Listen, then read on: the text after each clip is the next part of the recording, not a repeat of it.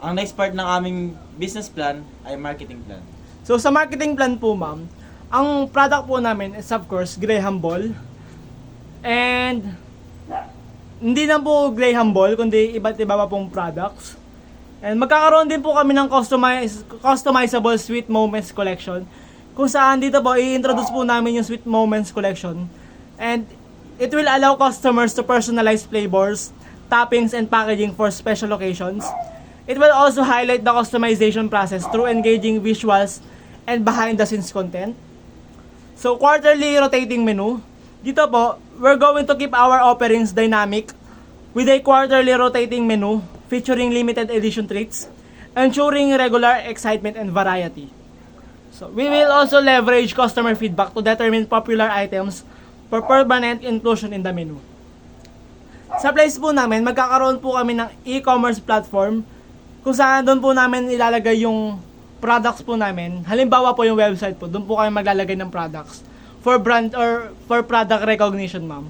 And sa local cafe partnership, magkakaroon po kami ng form exclusive partnerships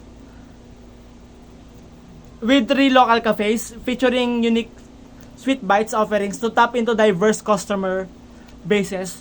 We will also implement joint promotion and cross-promotional opportunities to increase brand visibility. We will also conduct a same-day delivery service kung saan we will introduce a reliable same-day delivery service for local customers, emphasizing freshness and spontaneity in their sweet purchases. Next po sa price, since na-establish na po namin and nagbebenta na po kami ngayon ng product po namin, we will also continue it kapag nagtayo na po kami ng structured na business po, ma'am. So, ang price po namin ng Graham Ball is 10 pesos. And sa iba pong product, we will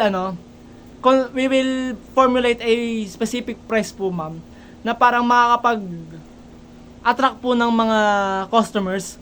Kumbaga, magiging affordable po sa kanila. Next naman po, ma'am, is sa promotion. So, sa promotion po, ma'am, meron po kaming hashtag Sweet Moments social media campaign, kung saan po magla-launch po kami ng hashtag campaign na mag-encourage sa mga customers na i-share po yung mga unique sweet moments nila gamit yung sweet bites po, ma'am. And gagamitin po namin dito ay Facebook, Instagram, and TikTok for the campaign, leveraging the visual nature of these platforms. Next naman po, ma'am, makikipag-collaborate din naman po kami sa mga influencer.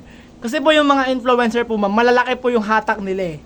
And once po na makipag-collaborate kami sa kanila, yung recognition po for our business is lalago po, ma'am. So, incorporating these strategies will make our business grow po. And seasonal online advertising.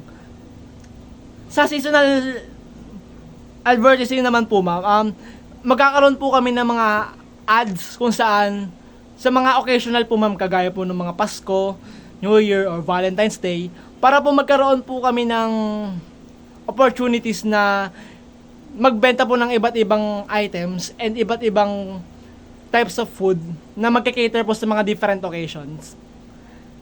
Next naman po, ma'am, is people.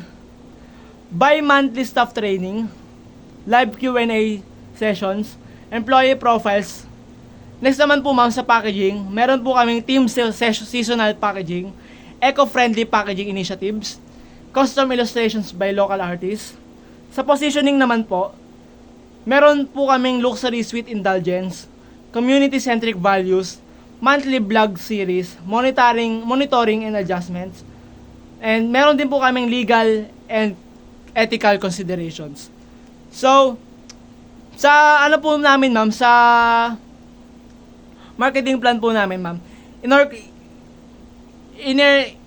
nilagay po namin, ma'am, yung 7 P's, yung product, place, price, promotion, people, packaging, and positioning po, ma'am. And by doing that po, magkakaroon po kami ng strategy kung paano po namin ibebenta yung product po namin sa mga tao. And that's for our marketing plan po.